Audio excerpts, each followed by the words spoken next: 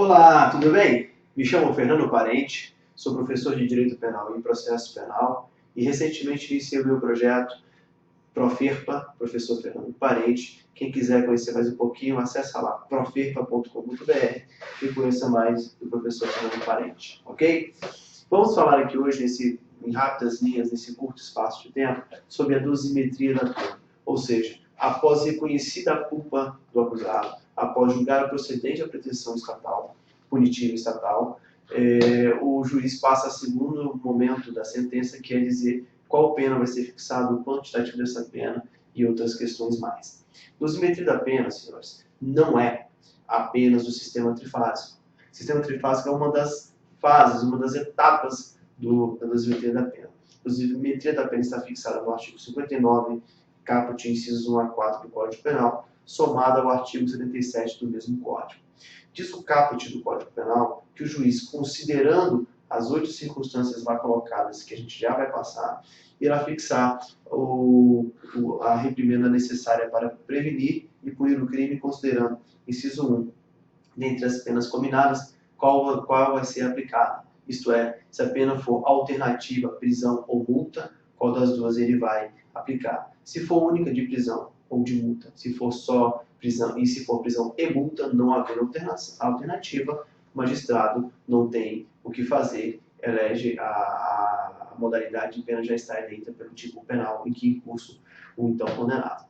Perfeito. Uma vez estabelecida a modalidade de pena a ser imposta, passa-se ao inciso 2 para dizer o quantitativo dessa pena de prisão ou desta pena de multa, ou prisão e multa, se for o caso. E aqui sim entra o sistema trifásico. Tá? O sistema trifásico, nesse caso, nós temos aí a primeira etapa, circunstâncias judiciais, segunda etapa, circunstâncias legais, e terceira etapa, causas de diminuição e de aumento. Circunstâncias judiciais são todas aquelas que estão lá no caput do Código Penal, do artigo 59 do Código Penal, as 4 primeiras subjetivas e as outras 4 objetivas. Temos culpabilidade, antecedentes, conduta social e personalidade do acusado. Aí vamos para as objetivas. Motivos, circunstâncias, consequências e comportamento da vítima.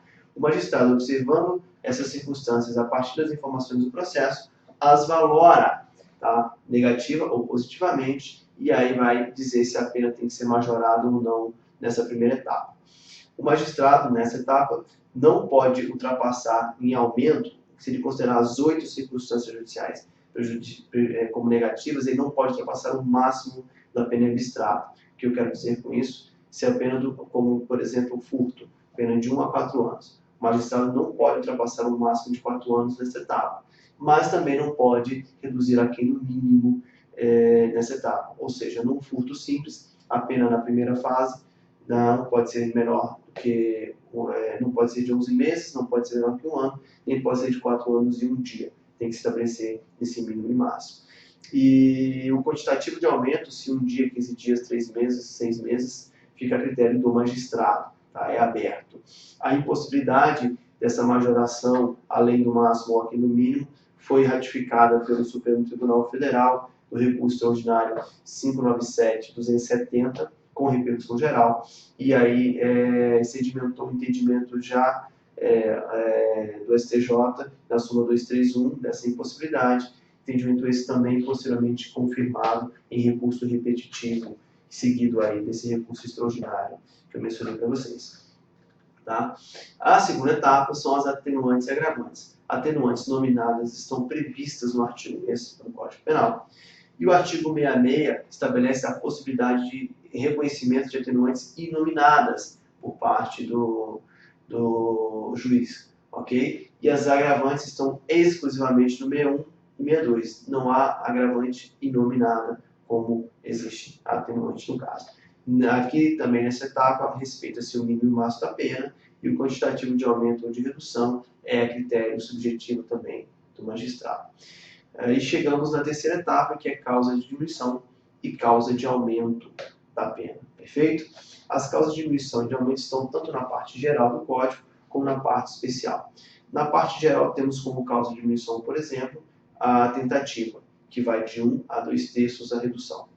temos o crime como causa de aumento, o crime continuado em concurso formal, que é o aumento mínimo de 1/6 e vai até a metade ou 1/3, se eu não estiver equivocado.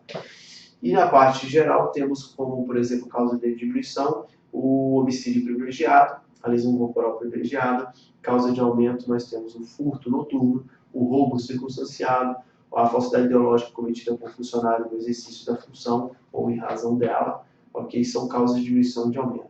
Esses tipos penais, na parte geral e especial, taxam o quanto de aumento ou de redução. E o magistrado está vinculado a esse intervalo, nada abaixo, nada acima. Justamente por esse engessamento é que nesta terceira fase do inciso 2, a pena pode sim ficar além do máximo ou aquém do mínimo sem o menor problema, ok? Estabelecida a modalidade de pena, o quantitativo dela, chega-se ao regime de cumprimento da pena privativa da liberdade, óbvio.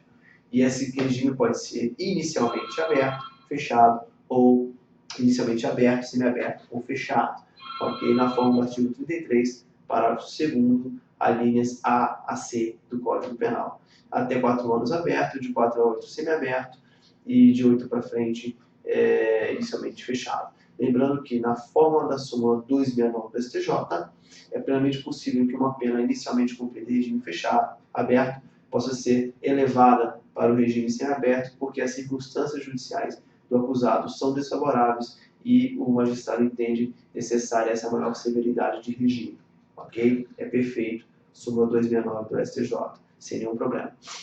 Estabelecido o regime de cumprimento dessa pena, o magistrado passa para a quarta etapa, que é justamente a possibilidade ou não de substituição dessa pena privativa da liberdade por uma restritiva de direito.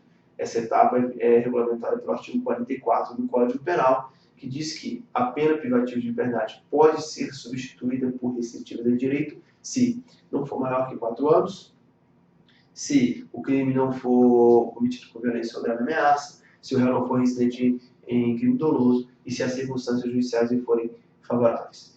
Feita essa análise, é possível, perfeito, substituir-se a pena privativa de liberdade por restritiva de direito. Se não for possível essa substituição, o magistrado vai lá no artigo 77 do Código Penal e analisa a possibilidade ou não de suspensão condicional da pena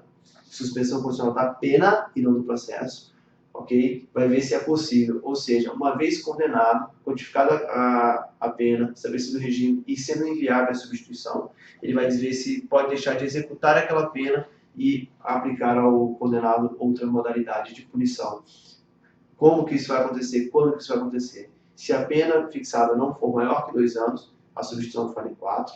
Se o réu também não for reincidente em crime doloso, e as circunstâncias judiciais dele também têm que ser favoráveis e não pode ser aplicável a substituição da pena privativa de liberdade por restritivo de direito. O que isso quer dizer? Que a suspensão condicional da pena é subsidiária à substituição da pena privativa de liberdade por restritivo de direito. Portanto, senhores, dosimetria da pena é todo esse sistema, artigo 59, incisos caput com incisos 1 a 4, somado ao artigo 77, e não tão somente o sistema trifásico, aí tão falado, tão destacado pela doutrina brasileira, ok? Em rápidas linhas, no tempo que nos foi dado é isso. Agradeço a atenção de todos, espero ter sido claro, eficiente, útil aos senhores, contribuir para os estudos, desejo sucesso total e realização, que passem nos concursos e que lembrem de nós na hora da nomeação, ok? Abraço, até breve, obrigado.